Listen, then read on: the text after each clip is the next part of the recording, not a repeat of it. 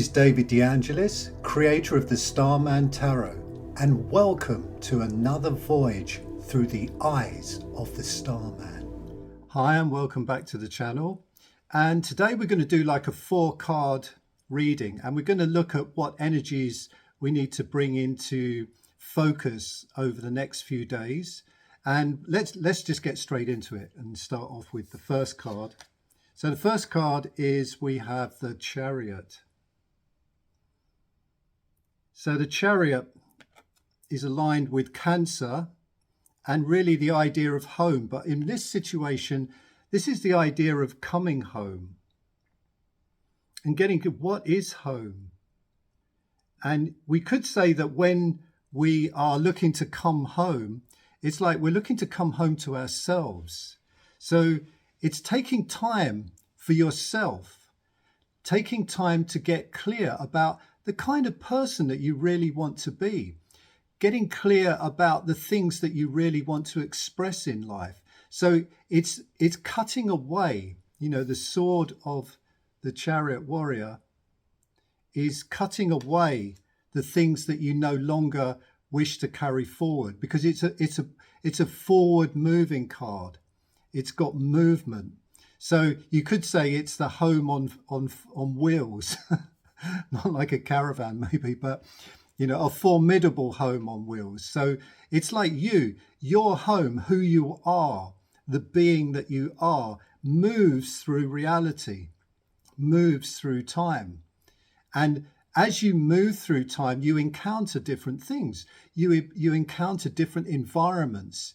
You tackle different things come your way. So it's looking at how equipped you are to deal with things. So it's a good time to really be kind to yourself, to come home to yourself, to nurture yourself, to understand and practice the things that you're good at and things that you want to improve at. So the Chariot is a call forward to become more formidable and also to become more discerning.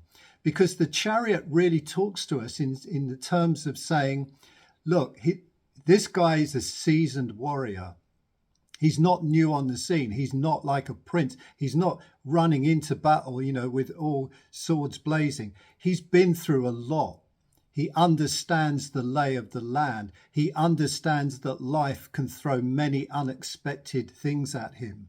And so this is inviting you to get clear about what you actually do want to put your energy into and what you want to remove your energy from. Because the things that you put your energy and your focus in, they create the environment in which your life moves forward in. And the other thing is that it's looking at what, like I said, what do you want to remove your energy from? Yeah. What are you actually tolerating? So they say our life ends up becoming the things that we tolerate. So what things are you tolerating in your life that you would love to change? So this is a very good opportunity to get clear about those things. And then as we move on, we'll see how you could tackle those issues. So let's see what the next card is. Eight of Cups. So this is really kind of saying that you're going to go through a little bit of this like a dazed and confused. So you're going to feel lost and you're not really going to know how to tackle the things that you really need to tackle. So what you don't want to do is go venturing wildly, thrashing around in the wilderness. You need wisdom, and you need to understand what's going on, because the wilderness, as we know, can be a dangerous place. And it can actually impact on us in ways that we really do not want it to impact on us. And like in rites of passage, the vision quest, you're sent out into the wilderness to receive information. So all of these bewildering things that are coming towards us, all of the things that are calling us away from our highest possibility, they will continue to do that. But it's telling you not to get distracted from your highest purpose, not to allow yourself to get kicked off the path. And although you may feel confused, what it is saying is that that confusion is also kind of learned behavior, and you can transform that. So when you turn a challenge or an issue into a question, for example, then you open it out and you give it, you've put energy, you've shone light into that situation, and you start to open it out and see things that were never seen before. So the wilderness is a very good, this kind of confusion that on the surface doesn't seem very fruitful is actually an incredibly fruitful place. And that's the trick in there, because we're often tricked by the fact that areas that we feel are not very fruitful, that are not for our upliftment and not for our benefit, often, we don't want to venture into there, but yes, we're pushed into those things. And this is telling us not to ignore the possibility of the learning and the teaching that's encapsulated within those situations and challenges that might come our way. And it's also telling us that in the wilderness, in the vision quest narrative about the wilderness, we receive guidance. So we receive guidance. How do we receive guidance? Well, again, we don't go thrashing around. We stay still until we don't move forward, like with the chariot. We don't move forward until we're given the signal to move forward, until we have what we need in order to move forward effectively. So it's asking you to get clear again. So this is really all about clarity and moving forward with clarity and moving forward with a real sense of what your environment is, getting very clear about what the situations are, what things can you deal with, what things, like, the whole thing is that, can I do something about this? Yes or no? If it's yes, then what am I going to do about it? And when am I going to do about it? If it's no, then don't waste your energy on it. If you're not going to if it's a problem or a situation that you just don't intend to tackle, then just, get on with something else, or rather, if it's something that you can actually do something about. Yeah. So this is about looking at the things that you can actually do something about and getting clear about whether you are going to do something about those things. Because if you're not, you're not. Okay. So you just have to be clear about that with yourself. So some people say, well, look, I'm going to get fit, but then they have no strategy for getting fit. And then when things get tough, they have nothing to keep them in place, to keep them going. They have nothing to keep the momentum that we need from the chariot. So again, this idea of the chariot combined with the Eight of Cups is that not only are we going to be moving forward, we have the opportunity to move forward, we have the opportunity to be discerning about what we place our attention and our energy in, but also we have to receive wisdom too. So this isn't just about action. This is also about what I call the creative pause, allowing wisdoms to come to you, to see things clearly, to explore through questions, so that there may be a good opportunity for you to ask questions. This doesn't mean that you ask everyone around you questions. This means that you keep a question alive in yourself. And as you have conversations, as things take place, they take place and they start to focus within that question. So then answers start to show up, yeah? But you're not kind of desperately looking around for the answers. You allow those answers to come to you, yeah? So the wilderness is a fascinating and interesting place, but it's also can be a hostile place. It's a place that most of us don't really want to venture, yeah? But if we see this as a vision quest where going in there will offer you something that's really important and powerful, then you can venture into there with the wisdom and the experience of the chariot to take you on that journey through the wilderness and receive what you need. So, okay, the next card is the Four of Swords. So that's interesting, because the Four of Swords is really looking to see that, like, the sword is also a thing that it's a dangerous thing when in the wrong hands, of course. It's also a dangerous thing when in the right hands, but at least it's wielded with skill and acumen. But it's really looking and saying that the things that we feel are not working in our favor. The things that we feel would maybe even damage us or really harm us can be transformed. And we transform those by changing, like I said, changing the context in which we view those things. So something that you feel has really upset you or disturbed you, or you feel is unfair, or you feel just isn't right in the world or in your life or in the relationships you have. It's how do you transform those things to become weapons of love, weapons of mass love, in other words. So how do you take those things and transform those into things that will help you become a better version of who you want to be, a better version of yourself, the most powerful and enriched version of yourself? So it, again, this idea of when challenge, like the wilderness will present challenges to you, and there will be numerous challenges. And this idea of the kind of alchemizing those challenges, so you will have the opportunity to do that. So it may be that people in your life or certain things will be challenging, and they will offer you this sense of, oh, my goodness, I don't quite know what to do with this. And in not knowing what to do with it, you need to sit with it, and you don't venture forward, like I said, until you get a clear sense of where to go. Yeah, so you don't just blunder into it.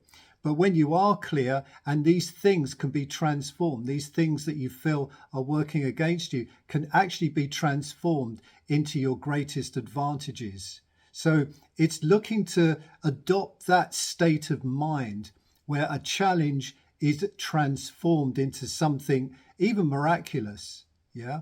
So, a lot of people say, yeah, bring it on, bring on the challenges, because like I said before, the greater the villain, the greater the hero. So you could say that as we tackle these challenges and we alchemize and we transform these challenges, then the energy that was kind of encapsulated into those challenges becomes available for us. And we all know that when you tackle things that have been getting in the way, you often find that it's not as difficult to deal with them as the story in your head tells you that it was. So it's a very good opportunity to look at things that you've been given a lot of energy to, that you've made a big deal out of, and then just really getting clear, actually, I could deal with this. And it's not as bad as I thought. It's much easier to deal with this, yeah? And I will feel the peace and the energy once I've dealt with this. So this challenge is actually going to give me energy. It's going to allow me to become more at peace with the world, more at peace with myself. It's going to allow me to have more time. So I will have more time. And these things will not carry the weight to put me down anymore. I will use them. I will use everything that comes my way for my betterment and advantage, and for the betterment and the advantage of all the people around me, etc., etc., etc. So that's a great opportunity. So we come to the last card in this, and we've got the World,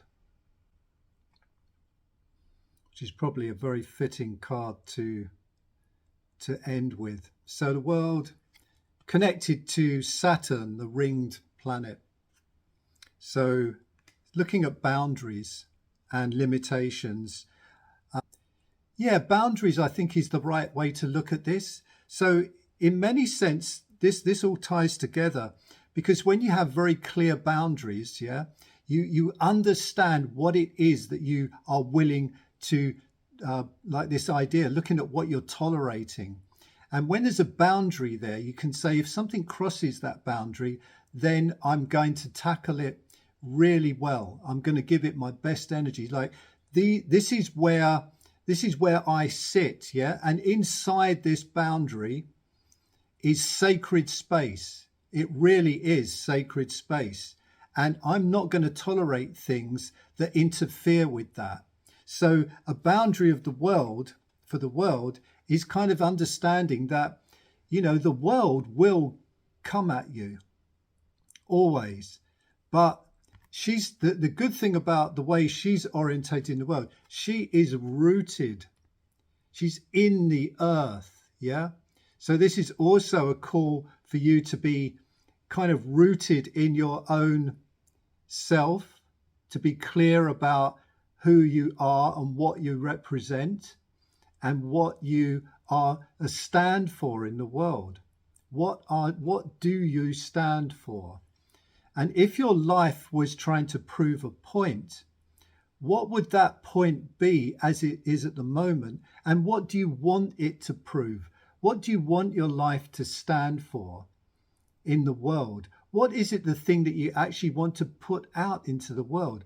When you take a stand for something, it means that, again, coming back to this energy of the Chariot, what are you willing to really stand for? And, so often in life we've discovered that people aren't really willing to stand for very much at all. They're easily pushed off balance. And, having very clear boundaries, and those boundaries can be like wonderful boundaries. You can have a boundary that says that, I only allow something into this particular space when it really fills me with energy and it really fills me with joy. And if it's not doing that, then it's not coming in. So you're not allowing just everything into your space. It's getting clear about where your attention, your energy, your attention is energy. And you're, just giving, you can't just give your energy away like recklessly. It's getting clear about what you're willing to put your energy into, who you're willing to give your energy to. What ideas are you willing to focus your energy upon? And she's like, in herself, she's also formidable. Yeah, so this whole reading is kind of looking at, really where you're going to stand and actually how you're going to be powerful in the world and really understand about what it is that you're willing to do in order to have the best experience of life. So what are you willing to put forward in order to get the most out of life? So it's bringing that into question. And, it's something that you explore.